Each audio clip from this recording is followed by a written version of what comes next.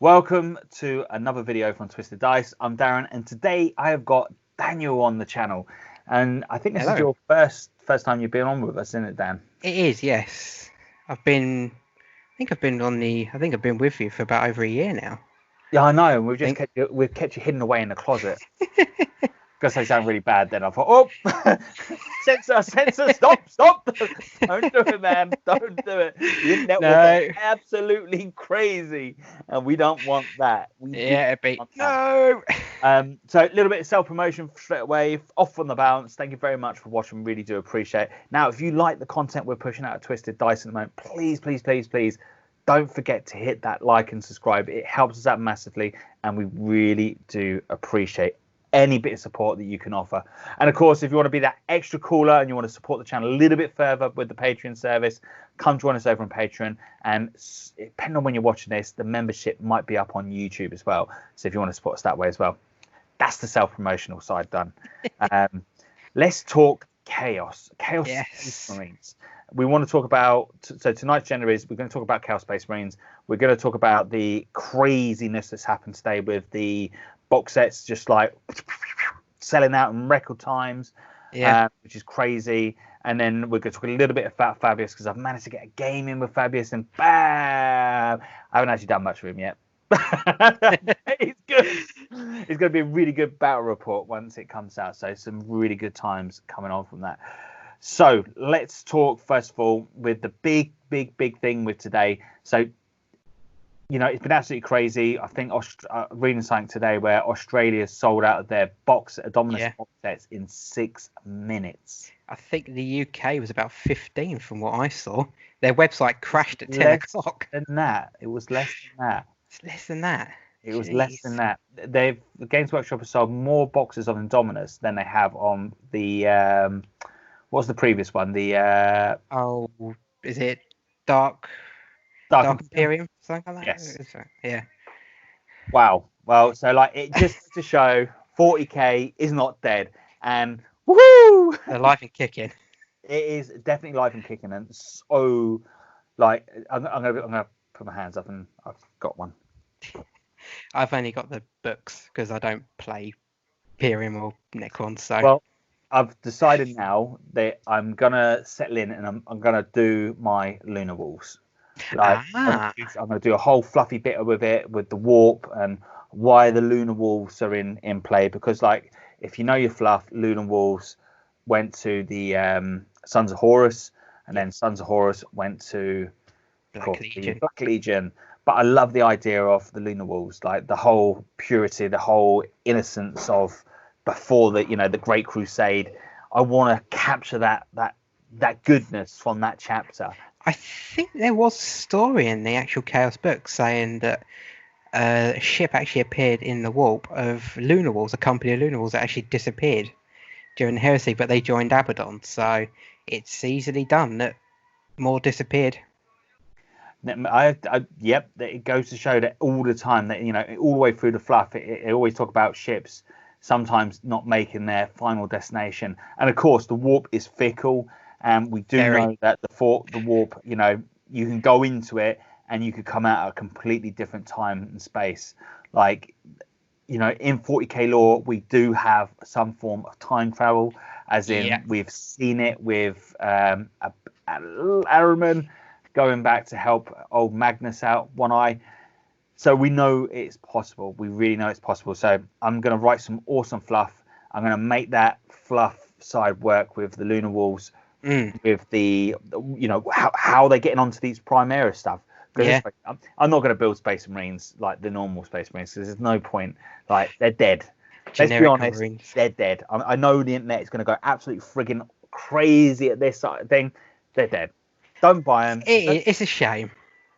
It is. Look, I've got loads of Space Marines, and they're just dead.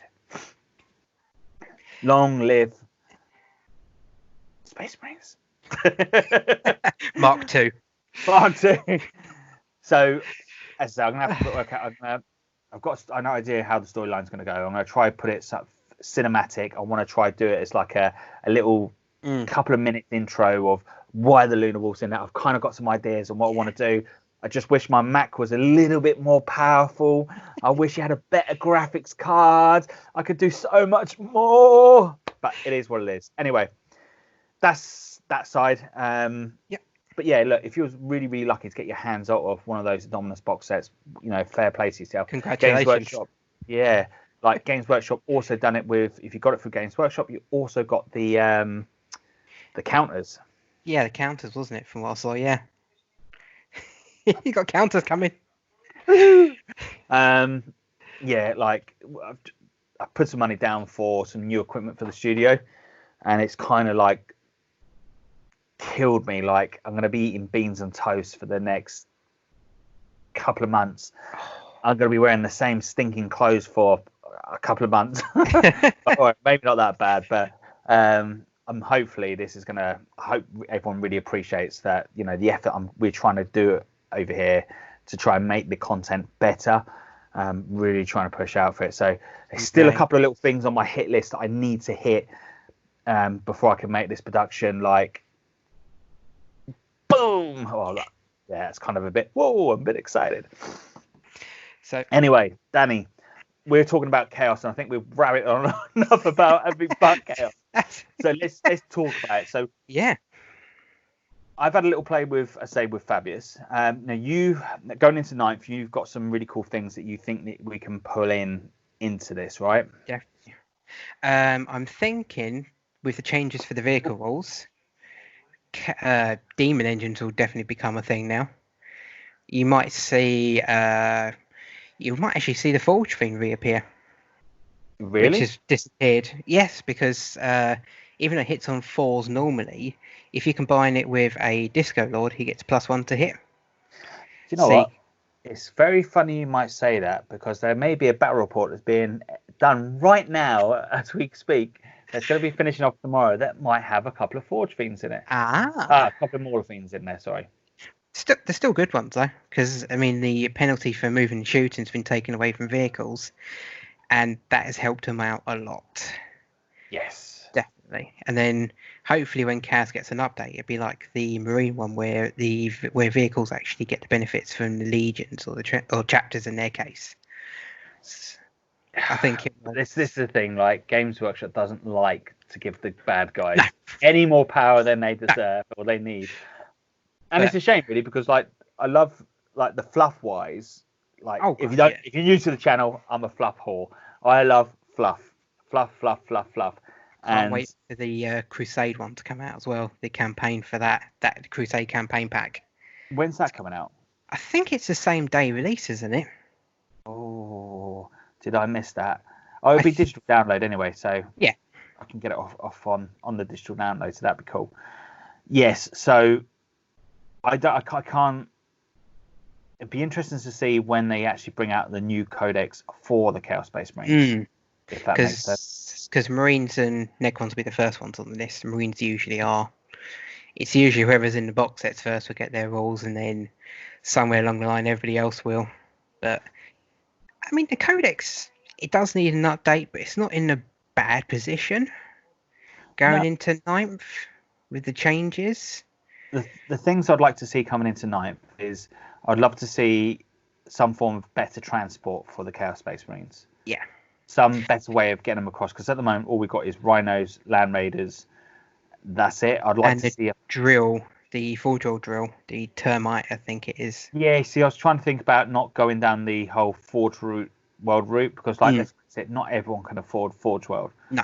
And sometimes, like as soon as you start bringing Forge World units to the table, it then starts becoming sometimes a little bit OP, and it's a bit silly. It would be nice to have maybe because the Dreadclaws I think have gone off of Forge World, so it'd be nice to see a Chaos version of that, because they still use Dreadclaws in the 41st Millennium. Chaos do.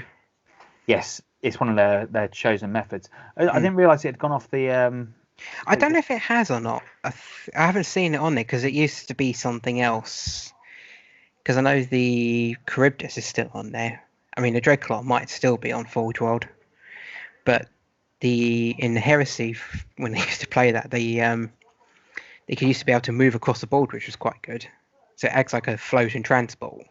Yes, Again, funny you should say that. That might be a period in a battle report. Oh, right. I'm leaking There's a lot of everything things here. coming in my thing here. Leaking it away now. So while you're carrying on, Yep. I'm still looking. No, the Dreadclaw's still on there. Oh, it's still on £68. there. Yep, Oh, it's okay. still on there, still available. And there's Moving on. some cool other little bits in there as well. You've got the now the Thunderhawk gunship's out of stock, and Out of the stock. Hell Talon Chaos Bomber is also out of stock. Oh, that's interesting. Maybe it's. I know it's an old mold. I mean, they might be redoing the mold for the bomber potentially. The Greater Blight Drone is also out of stock. Oh, so that's another one. Maybe people are using for standard models for like their Nurgle or something like that. But that's interesting that they're out of stock. Yeah, Maybe there's something we don't know. The Chaos Bomber is, let's face it, it's kind of a bit dated, and it didn't look. Yeah. And I never really liked the way it looked anyway. There's always better ships than that. It kind of reminds me of what was that film with the robots with the light going across it? Cylons. That's it. Yeah. Kind of always had that Battlestar kind of feel to Galactica. me. That's it. Battlestar Yeah, Galactica. yeah. But yeah, it doesn't float my boat, unfortunately. It doesn't do nothing for me. I mean, like most ranges, it does. Chaos do need a bit of an update on their ranges. I know we've got Contemptors and Leviathans that have come in. They'll be quite a big part of ninth. But if you can't afford the Forge World, then definitely for range support. Yeah, look, I suppose in a way, like the plastic hobby is starting to come up in points quite a lot now anyway. Definitely. You know, so it's an interesting one. It's an interesting one. Yeah. But I'd like to see, because like we've got Chaos Space Marines have got new Space Marine troops, didn't they? They got new troops. They got new Terminators and new Obliterators. Yeah. And that's interesting because Obliterators, I can remember going all the way back from like when I first started. They've gone from metal, skinny little rakes to then a little bit like how I'm looking now, yeah, then, or how I was looking a couple of years ago. And then after lockdown, that's how I'm looking now. That's how we all look in lockdown, to be fair, after that. Yeah, the new Obliterators are lovely models. Sound good on the phone, 32 stone. Yeah, definitely. The Oblits are lovely models. The new Chaos Space Marines are lovely models. And hopefully with the changes to knife, it'd be nice to see them on the board again. Because usually you might see 15 in like a Red Corsairs detachment giving you the extra 3 CP, but hopefully now you'll start to see more of them, and I'll be including some at least in my Emperor's Children. The battle report that is coming up, I've got 15 Chaos Space Marine troops, no Chaos Cultists. That'd be. But as I said, it's this look, the battle report I'm going up against. It's more for the narrative side. So, like, spoiler alert, it has got Fabius Bile in there. Of course, Fabius has just been painted up, and he's got a lovely paint job onto him. And it would be a shame not to chuck him on the tabletop. So it's like, you know, playing the new missions with Ninth at the moment. It's interesting. Like, you know, there's some really cool stuff with it. But like again, Chaos Space Marines, you know, it's the same with the Tactical Marine, really. It's just they're in the same position the Tactical Marine is for Space Marines. I mean, some people say you can give them 2 wounds. The idea is that they've been demonically possessed for however long, or Fabius Bile's been having his way with them, modifying. Fluff-wise, Fabius is playing a massive great part in bolstering the war efforts for Abaddon. But look, you have got a lot of Chaos Space Marines out there that, you know, maybe might not be touched by the warp. Definitely, you could potentially have 2 versions of them. So you could have your standard version, which might be your Renegade that's only been in the warp for a few hundred years, for example, and hasn't actually been touched by it too much. And you could have those that were actually legionaries, say at the Siege of Terror, and they've been completely changed. See, I always the Renegades to me would always be like the wannabes. They'd be the one that, you know, the boys that are like just converted over, like, yeah, just give me this chaos love. Just take it all. Come on. Oh yeah. So that to me would be the Renegades would be like full tainted, no holding back. Like they're what's that Papa Nurgle? I could live forever. Oh, okay. I'll drink from that chalice of death. No worries. It's quite interesting you say that, because they also did that in the rules. They said they couldn't use veterans of the Long War anymore, specifically for legions. Really? I believe so. Yeah, I've seen a couple with Red Corsairs being played, and they haven't been able to use veterans of the Long War. Would make sense because they haven't been in the war long enough No, to do it. So yeah. even with the warps changes, it won't be that long. No, but like the Veterans of the Long War is about the Siege of Terror and like bit of legions and there will be a lot of Marines out there that will still be from back from the Siege of Terror, like Typhus, Abaddon, Khan the Betrayer. So you still got some of the big names out there. But like one of the big things that I can see that's probably going to happen in ninth. I've got a funny feeling we're going to see Fulgrim return in ninth. Yes, because I watched an unboxing video somewhere on another channel, just because it was on there, and something they noticed in the rulebook there when they were displaying Chaos Space Marines, Emperor's Children and World Eaters weren't included in it. Because when they do like spreads of the pages or like pictures of the different armies and things like that, apparently they weren't in it. I mean, could be wrong. So if anybody's seen them, let us know. But that's interesting. I think it's been on the books for a while, especially with the fluff in the background for 8th. I mean, Angon, they tried to summon Angon at Armageddon. I don't think it went too well because he's not there. They didn't get enough blood sacrifices or something like that. And then Fulgrim's been mentioned hanging around. Fulgrim's been mentioned a lot because he's at the moment he's gone off and he's helped his little sons out. He's gone off sulking back off into the warp. And the last fluff book that's come out, like the book with Fabius, it talks about Fulgrim a bit more. But of course the book talks about before Abaddon destroys Cadia. Yeah, because I was listening to the book Talons of Horus the other day, actually, the audio book, and Abaddon actually goes and captures Fabius before he goes and kills the clone of Horus. It's never mentioned what actually happens to Fabius after.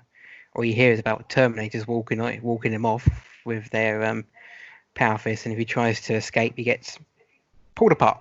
Well, I can tell you what happens to Fabius. Abaddon kills him. Yeah. He kills a clone of him. He kills a clone of Fabius. What was the last count of clones for Fabius? Like Fabius has got clones like all over the place. Like turn up a rock and there's Fabius. And the fluff side, the latest book out, it talks about how Fabius is his clones. He has been sat in like this little chamber, like stored away, like the original, not the original Fabius, but the original mindset of Fabius. Yeah. And then all his clones have now got like their free will and they're out doing their own little thing, but feeding back everything they're doing back to Fabius. Because I haven't managed to get that book yet. It's on my list of things to go. It's absolutely fine. It's on my list of things to get. But look, Fabius is not going to die. Like there's too many of him. There is too many of him, and send in the clones. Well, I guess where I'm trying to go with this, like the battle report we're working on at the moment is it's going to be a fluffy one between Jakari and Fabius, because if you're not aware, Fabius has learned a lot from Jakari in like a lot of their tricks and all their little dodginess that goes on. And if you look at Fabius closely enough, you can kind of see the resemblance of Jakari in him. The starting of pointed ears just a little bit. Yeah, nearly. Then I suppose that I hadn't really looked at it like that, but yeah, I was thinking about all the other bits, like the all the vials and all you need is kind of load of the broken soul shards all around him. But he hasn't gone that route. Yeah. So what are we talking about? So let's talk about list then, Dan. What do we think, or what do you think that potentially we might see in ninth? Because like it is now, we are talking like literally less than a week and a half before we anything confirmed in. Yeah. So I'm thinking for what you see in Marines is potentially you could see Cold Marines make an appearance again. I mean, Death Guard is just as an elite's choice would be a good objective grabber because of the toughness 5. If you run them as Alpha Legion, they're -1 to hit as well. How does that work out? Death. So Renegade, I suppose Renegade Death Guard from their, or Renegade Warband from the Death Guard Legion potentially. Yeah, I never really got my head around that. It's like, well, no, not really, because you're Death Guard and Death Guard, yeah. But look, they are known because, with Fabius Bile, when he has all his like little students, he has, all the different legions. So yes, it is possible. I get it. I do get it. They'll make quite a good objective grabbers. You could see them just a unit of 5, just plunk them on an objective. You've got to put a lot to shift them, especially with that feel no pain -1 to hit. It'd be that'd be a bit shifty. Definitely, you're going to see demon engines. Forge Fiends would be a good one. Now, whether they'll be quite good using the old Hades autocannon, which is the strength 8 -1/2 damage, 4 shots, I believe, a gun, or the ectoplasm. Still hitting on 4s though. That's the problem. You'd have to work them in with the Lord Discordant to give them +1 to hit to make them viable. So forget about the Lord of Discordant. Yeah. But then you're kind of wasting the Lord of Discordant because then he's now sulking around at the back when really he needs to be up front causing the trouble. True, but then you can, even if you just run one, he's quite a good support character for your demon engines. Sure. I mean, turning it from a 4 to 3 would be quite big for them. I mean, the other one you could see is Decimators, because their class is demon engines. Yes. So they go from 3+ to a 2+ to hit. That's massive because they're not that expensive in points. No, they're not. They're that model that's in between a Hellbrute and a normal demon engine because they don't degrade, which is a good thing. They've got about 8 wounds, I believe.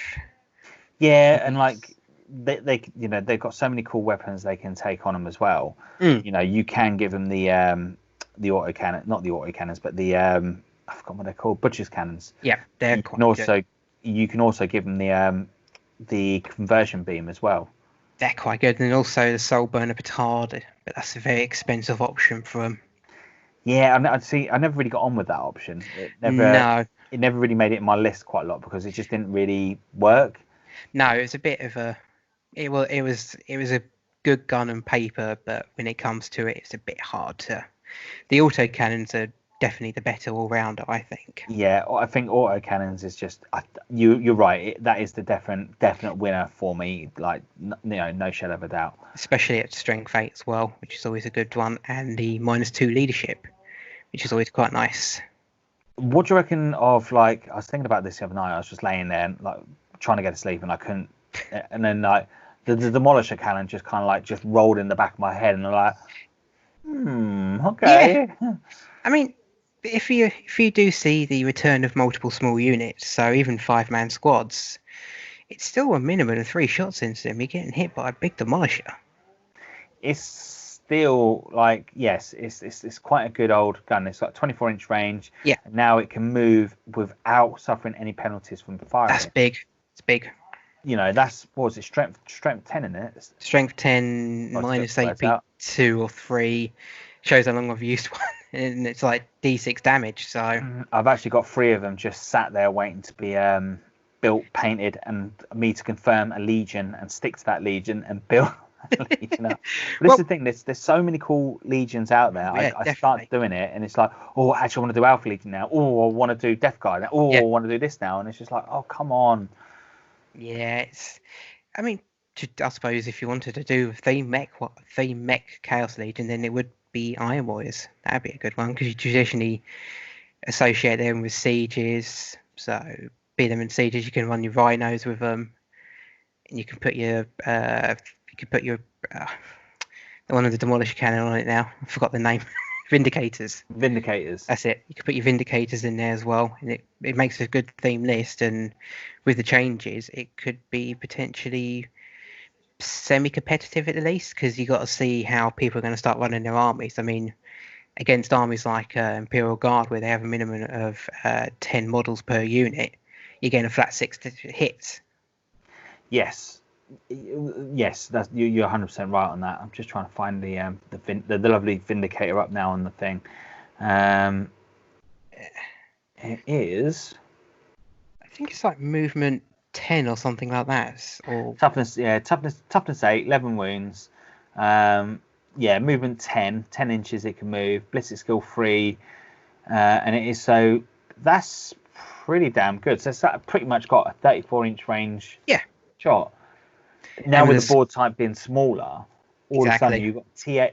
You've got a T8 vehicle pulling itself forward with a 34-inch threat range. Yeah. Not suffering the penalties for moving. That's massive. It's big. And if you stick a Warpsmith there, he could be sitting there repairing them. So if they are taking shots, he can repair them. You get like D3 wounds back, I believe it is, every time he repairs them, which is quite handy. And, it is strength 10, -3, D6 damage. Like, yeah, okay, it's is D6 hits if you're going up against like single models or 5 models or But you're right. Yeah, it's going for those bigger units potentially could work out really well. And like I was just thinking about the battle report I'd done with the Preacher. Yeah. Granted, that was with Grey Knights, and look, if that battle report will be coming out, depending on how that gets edited. If that does come out, that's a frigging close game. Like, wow, like I haven't played a close game in such a while. Like it's crazy. Actually, it's been a long time since I've even played any games. But to have a close game like that was friggin' awesome. Like just down to that last turn, like literally last turn, could go either way. Like, and that's the best games, though, isn't it? Yeah, and it doesn't go the way you think neither. That's the thing. Like, I guarantee you'll watch that and you'll be like, oh, what? But yeah, so what I'm trying to get at this, so the Vindicator, if you had a couple against them and he had, and he goes up with all the, 9 flies that he has with him, all of a sudden he's as you said, it's a minimum of 3 damage. 3 hits that's going on to him. So that's good. That's powerful. I mean, you could also see the Forge Fiend is another one. You have to do them in the bubble again, the discordant to work. But you can give them 3 ectoplasma cannons, which is, if you fire into that unit 5, is 3d3. I believe. Just check my. But you see, this is the thing. This is the trap we're going to be going down, though, because for this unit to work, we've got to put the Lord of Discordance in there. So for me, like, it's a trap. Yeah. Because Lord of Discordance can be targeted. He will be shot off. The way you could get around for that potentially is using I think it's the infantry only, but I have to double check the Alpha Legion trait, which lets you say you can only target 1 unit. You can only target the Alpha Legion unit before him. It's the old. But like, I suppose the other thing with the Forge, the Forge Fiend will have more shots. Yeah. Will it though? Because like you got the 2 ecto cannons, so they're D3 shots. But you always get a minimum of 3 hits for. Depending on what you're going for. Yeah. But it's only a strength 7 gun. True. Strength 7, and it's only D3 damage. As with and it's only toughness 7 as well. As with the Vindicator is T8. Yeah. It's I think at the moment, looking at the 2, I think the Vindicator is a better option. Yeah, I think if you go for standalone, then definitely. Yeah. Vindicator. If you fancy running a Soul Forge pack or something like that, then could be the way of, if you want to have a bit of fun, Demon Engines now that they're usable, you can do that. So I think it comes down to personal preference and how you want to run your army. But yeah, I think you're right on that, dude. I really do think you're 100% right on that. But it's interesting though. It's definitely with the changes that have been made. I mean, people have been suggesting Defilers. When's the last time you saw one of them on there? And that's interesting. So, no, I haven't seen a Defiler on the battlefield for so long. Yeah. It's kind of like a unit that was really, really good back in 5th, maybe 6th. And it used to be like you'd run 3 of them and you'd have like 1 either side and you have 1 coming up the middle and it would just cause so much trouble. And that does have, it's got 72-inch threat range, like straight from the bounce. Well, actually, it's got an 80-inch threat range if it moves in that. But again, we're falling into that trap of the ballistic skill 4, and so let's take into consideration that we're going up against flyers. Definitely, that will. Or we're gonna go up against something that's got that -1 to hit. Like we know that the minuses is capped now, so the worst it can be for them, it's always they're gonna be hitting on 5s. Yeah. But God, that's like using an orc, a single orc to fire, and it's like I know those odds. I don't get Daka from that either. Yeah, you don't get no Daka from that. No. And I don't see the benefits of that. I just really can't see that being a viable thing. The only thing I can see that being good about is close combat. Yeah, because he's got a ridiculous amount of attacks. He can give him the scourges, I believe it is. Yeah, they can just get extra attacks on top of that. Yeah, like again, I never really used the scourges. Like the scourge was never my thing. I always went with the claw because that's straight away double your strength. So straight away, that's a strength 16 weapon, -3 d6 damage. However, the scourge does offer you +4. Yeah. So what would that be? That would be strength 12, -2, flat 3 damage. So I suppose in a way that would be probably a better option to go with, because unless you're going to go up against like a land raider. Vindicators is another one. A knight. Yeah, like there's not going to be many units in there that you're going to come up against. That I suppose it's going to be T8. Yeah. But I suppose the biggest problem we have with this fella is he's got a movement of 8. I think he goes down to movement of 6 inches after that. 6. Yeah, and down to 4. So the problem we have on that, and I think he has got 14 wounds. So like the 14 wounds on it is like okay. So half that would be 4 to 7, 3 to 7. No, 4 to 7. 4 to 7. 4 to 7, and it goes down 6 inches. So straight away for me on that side, it's kind of like it does hamper it. Yeah. It does hamper it. So like then you kind of got to think of a way of getting them across the battlefield. And if your sole purpose was just having to do close combat and a bit of shooting, I just don't think he's. Nah. However, maybe we're looking at this completely wrong, Dan. It could be. I mean, without sort of like tournaments being played at the moment and seeing how it all comes out with 9th on the way as well. So, but this is the big thing, right? We're at the moment we're kind of it's a lot of guesswork on what we think that could work and what couldn't work. But yeah, look, I suppose look what we could. The good thing about this would be we could chuck them into the middle of the battlefield. Yeah. Because board control is going to be massive going into this next edition. Because they did say that they did say the best place to be in the new edition was definitely in the middle of the board. He's going to hold his own in the middle. Yeah. T7, 14 wounds, strength 8, 3 up save, 5 up invuln. Going to get a wound back every turn. I believe he gets that. Yeah. He has infernal regeneration like any demon engine. So that's massive on its own. So he could be getting in there if there was a Warpsmith floating around inside. Yeah. So yeah, look, potentially because then the Warpsmith can't be targeted. You could also say the. You have 3 of them, just like back to back, Warpsmith in the middle, just like big tank, like doing the whole shaking his hand type hand gesture that I can't do on camera because it'd just be a bit rude. Go, way, you can't get me. Oh, there's a sniper there. Oh, quick, yep. Throw a master of possession in there as well, increasing their invuln by 1. Even better. And you can give them those odds. Yeah, it needs to be played around with.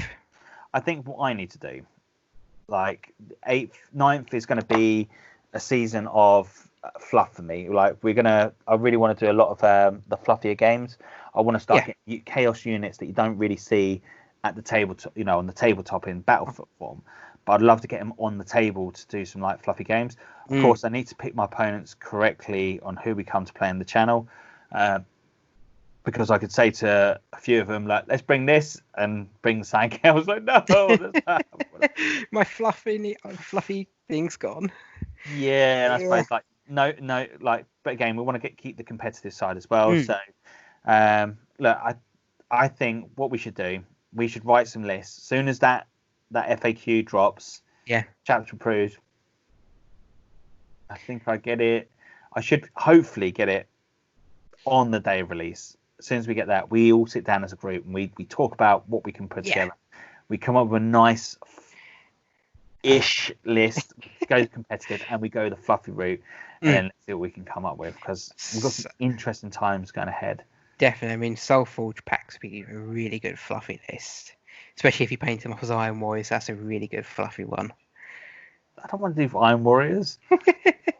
Nothing wrong with Iron Warriors. They might actually be getting a boost with the changes because of the cover rules now. They ignore cover, and if people start bringing in terrain, which you might see 1 or 2 pieces on, you might see some more bastions appear, and the reroll for damage on the buildings could become game changing potentially, depending on what you got in it.